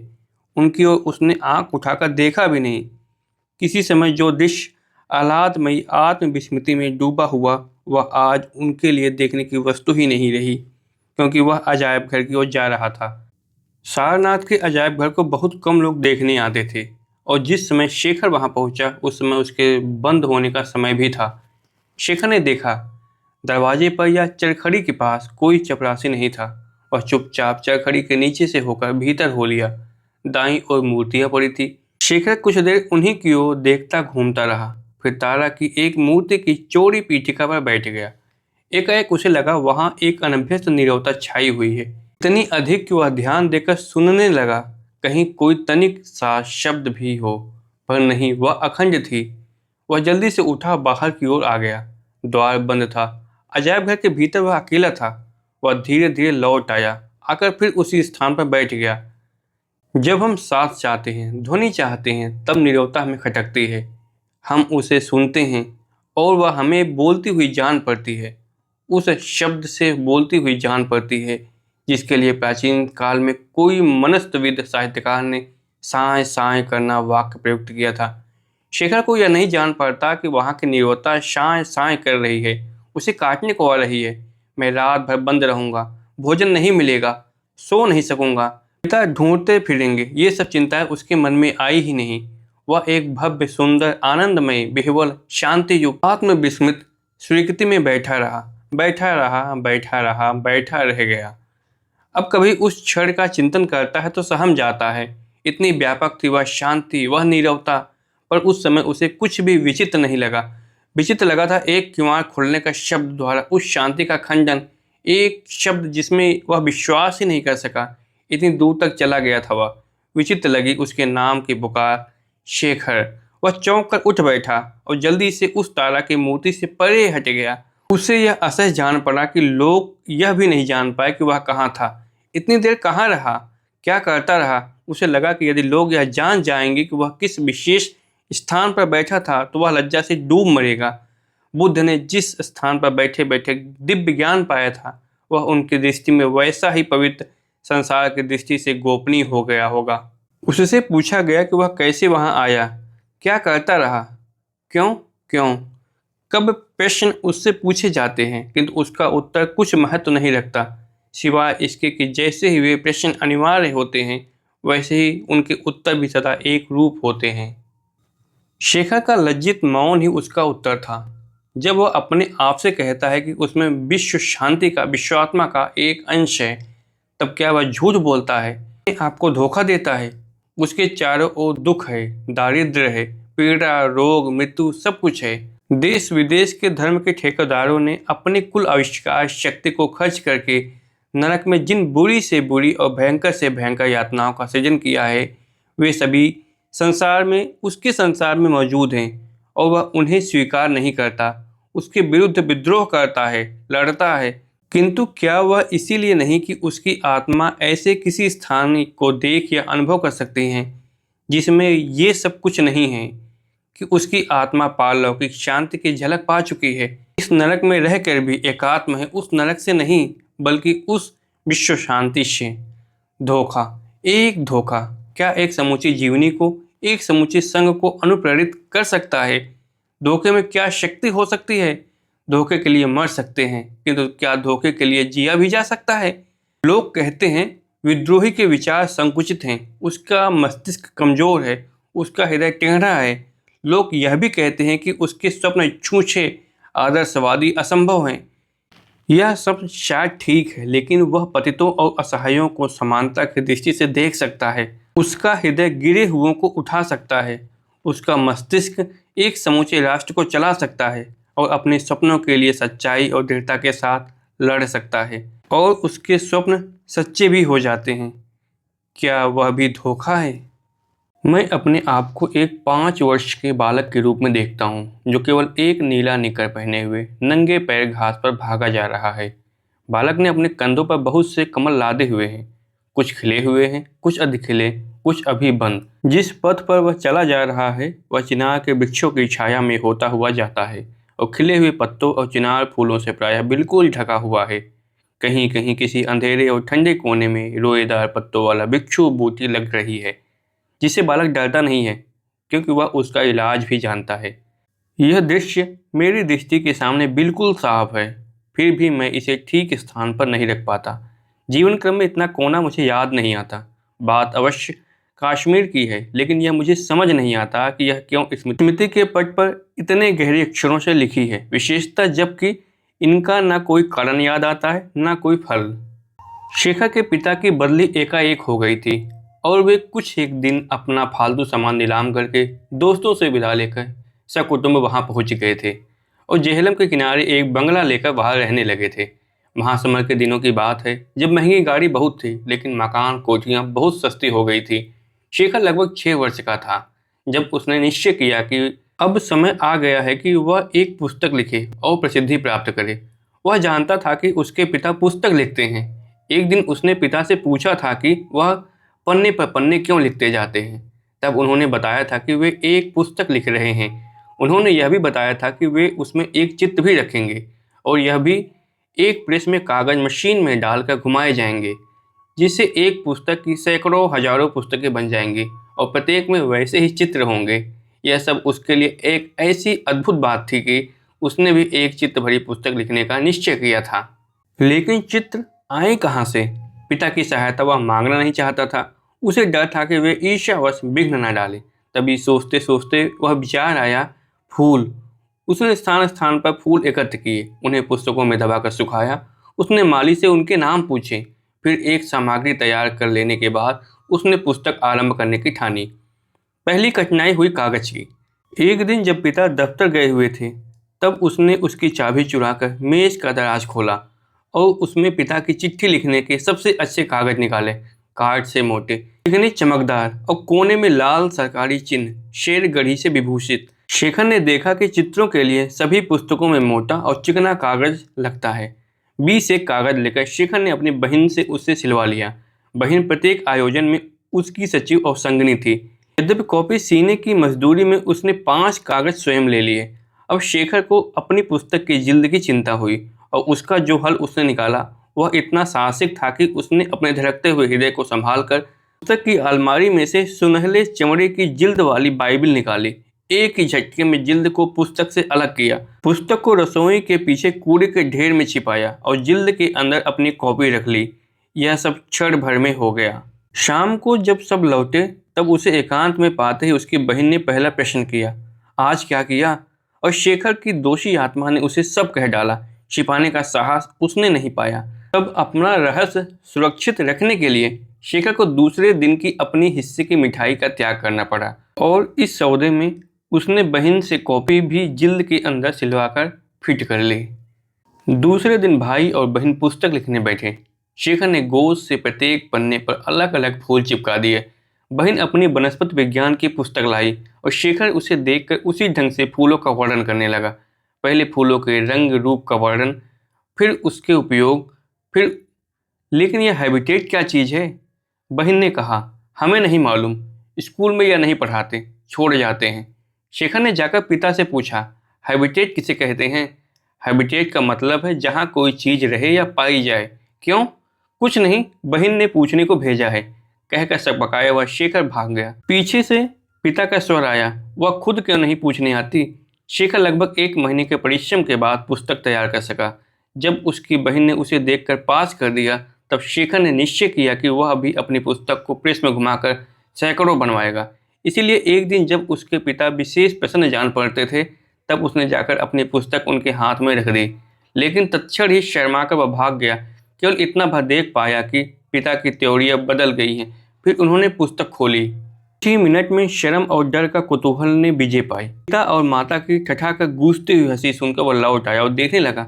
उसे देखते ही पिता की हंसी दुगनी हो उठी।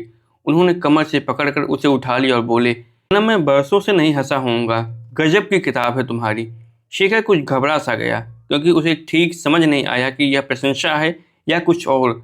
अपने जाने वह एकदम प्रशंसा का पात्र था क्योंकि पुस्तक बड़े सुंदर अक्षरों से लिखी गई है और चित्र कितने सुंदर हैं और उनके नाम लाल रंग से लिखे हैं, फूसिया और आयरिस का। भला इससे बढ़कर क्या वर्णन हो सकता है?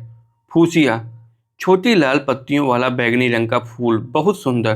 काश्मीरी लड़कियां बालों में लगाती हैं, जिनिया आया कानों में पहनकर रसोई घर में नाचती है। पैदाइश शालीमार बाग और चश्मा शाही। आयरिस, बड़े सुंदर, कुछ नीले होते हैं, कुछ लाल और कुछ सफ़ेद। फूल के अंदर एक पीली डंडी होती है। पैदाइश गुपकार के पास मिस्टर चटर्जी के घर में। सबसे अच्छे हमारे घर में होते थे पर बाढ़ में बह गए। लेकिन जाने क्यों वह किसी को भी हंसने के लायक से अधिक पसंद नहीं आई। शेखर का जी बैठ गया और पिता के अनुग्रह भरे वाक्य, कोई परवाह नहीं बेटा, अब की बार अच्छी लिख लोगे, लेकिन मेरी पुस्तकें खराब मत करना, से वह अधिक खिन्न ही हुआ। यूं उसके पहले साहित्यिक प्रयास का अंत हुआ, या यूं कहें कि अंत का आरंभ, क्योंकि असली अंत तो 2 वर्ष बाद तब हुआ जब उसे कूड़ेदान में दीमक और अन्य प्रकार के कीड़े खा गए। साहित्य का निर्माण मानो जीवित मृत्यु का आवाहन है।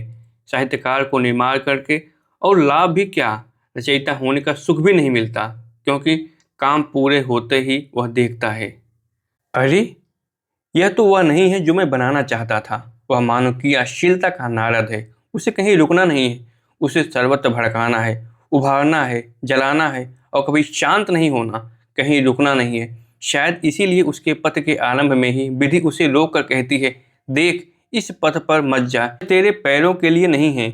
और यदि वह ढीठ होकर बढ़ा ही जाता है तो वह कहती, अच्छा तो तू समझ, अपना जिम्मा संभाल, और निर्मम अपने खाते में से, अपने पोष्य और लक्षणीय बच्चों की सूची में से उसका नाम काट देती है।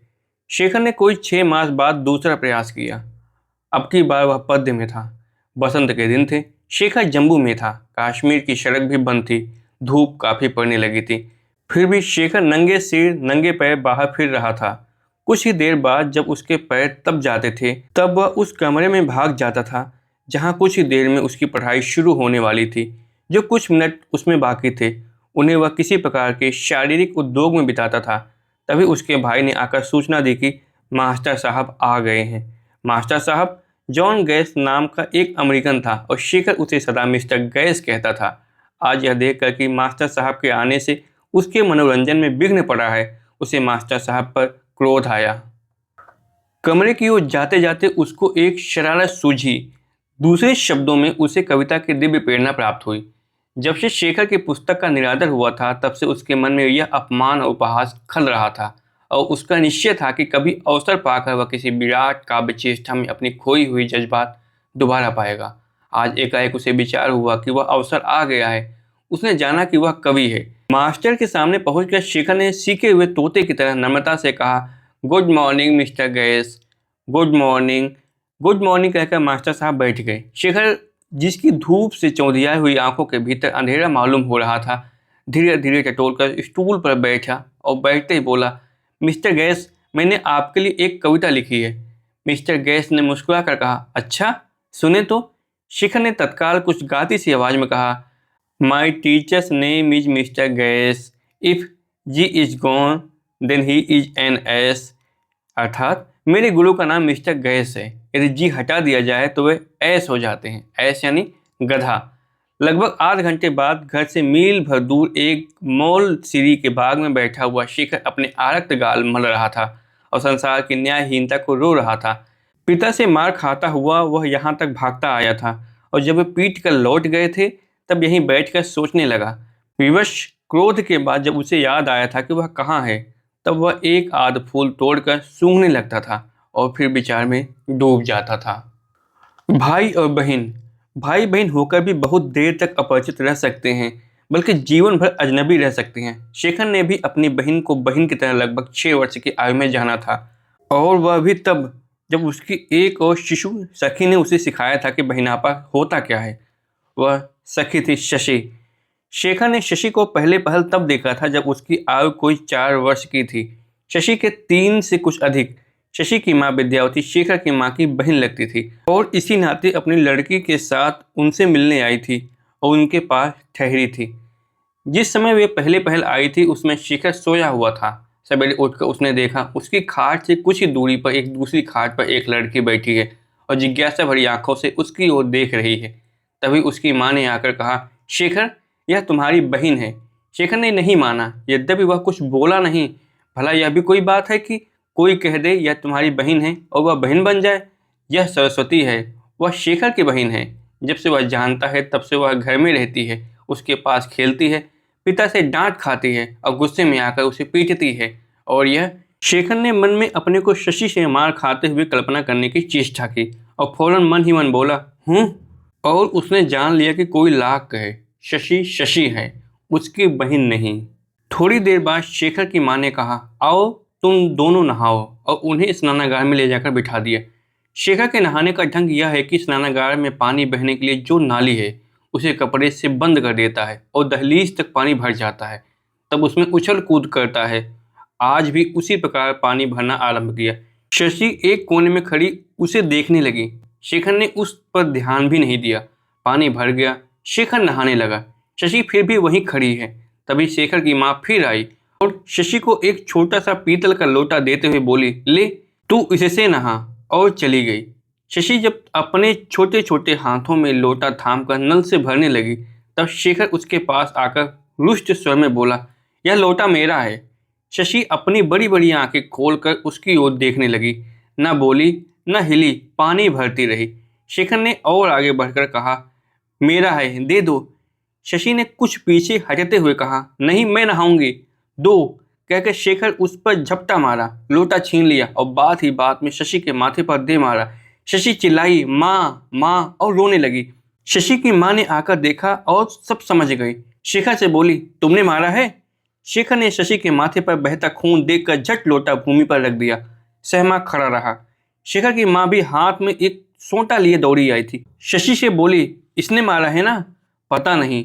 शेखर का मुंह देखकर या सोटा देखकर या किसी और कारण से शशि ने लोटे की ओर इशारा करते हुए कहा, लोटा लग गया। कैसे? शेखर ने मारा? आप ही लग गया, कहकर वह फिर रोने लगी। शेखर की माँ उसे डंडा दिखाकर घूरती हुई चली गई। विद्यावती ने एक बार शशि की ओर देखा, फिर धीरे धीरे शशि का माथा धोने लगी। शेखर और नहाया नहीं, चुपचाप कपड़े पहने, फिर क्षण भर खड़ा रहा, फिर शशि की ओर देखते हुए झपट कर लोटा उठाकर बाहर चला गया। उसके बाद वह शशि से बोला नहीं, पर जब वे खाना खाने बैठे तब उसने चुपचाप अपने लोटे में पानी भरा और उसे शशि की थाली के पास रख दिया, फिर स्वयं खाने लगा। जब शशि ने बिना उसकी ओर देखे लोटा उठाकर उसमें से पानी पी लिया, तब शेखर को लगा उसने संसार के सब लोटों से बढ़कर एक चीज पाली है। उसी शाम को शशि चली गई। शेखर ने फिर 10 वर्ष तक उसे नहीं देखा। शेखर की बहन का नाम था सरस्वती। वह शेखर से 5 वर्ष बड़ी थी। उसके बाद शेखर के बड़े 2 भाई, ईश्वरदत्त और प्रभुदत्त। शेखर का जन्म नाम तो बुद्धदेव ही रखा गया था, पर विद्यावती ने उसे देखते ही जाने क्या सोचकर उसकी माँ से कहा था, बहन इसका नाम चंद्रशेखर रखो। औरों के विरोध करने पर भी वह उसे बराबर शेखर ही कहती थी, और उसके इस आग्रह से धीरे धीरे सभी ऐसा करने लग गए थे। तो सरस्वती और शेखर साथ खेलते थे, लेकिन उनके खेल में उनके साथ की अपेक्षा सरस्वती के हाथ और शेखर के गालों के साथ अधिक रहता था। जब से शेखर के पिता ने सरस्वती को आज्ञा दी थी कि वह शेखर को पढ़ाया करे, तब से तो शेखर ने समझ लिया था कि बहन उस जंतु का नाम है जो खेल में झगड़ा करे, अपनी गलती होने पर भी पीट डाले, तंग करे, सीधे अक्षर पढ़ाकर संयुक्ताक्षर पढ़ाए, न पढ़ने पर पिता से कहे, और कभी किसी बात में विरोध होने पर माँ से यह फतवा प्राप्त कर ले कि वह बड़ी है, इसलिए शेखर को उसका कहना मानना चाहिए। जब वे कश्मीर गए तब शेखर को इस बात में बड़ा मजा आता था कि कभी वर्षा के दिनों में वह रात में चुपचाप खिड़की खोल दे ताकि खिड़की के पास सोई हुई सरस्वती भीग जाए। शेखर ने आग्रह किया था कि खिड़की के पास वह सोएगा, क्योंकि वहां से चांद दिखता था, पर माँ की आज्ञा हुई कि वह नहीं सो सकता, उसे ठंड लग जाएगी, क्योंकि वह छोटा है। लेकिन वहीं कश्मीर में उन्हीं वर्षा के दिनों में एक दिन सरस्वती उसके मन में एकाएक सरस्वती से बहन और बहन से सरस हो गई थी। यद्यपि इस अंतिम अंतरंग नाम का उसने कभी उच्चारण नहीं किया, उसे मन ही मन छिपा रखा।